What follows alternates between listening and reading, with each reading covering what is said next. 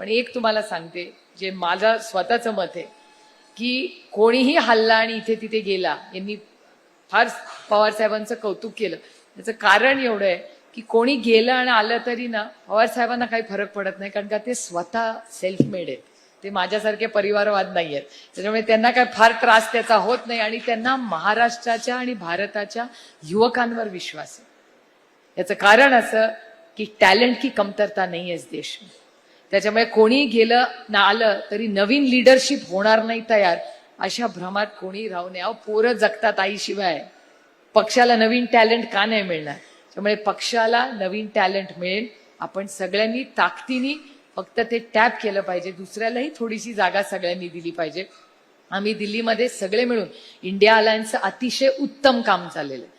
300 लोकांचा खासदारांचा सगळ्यात अभूतपूर्व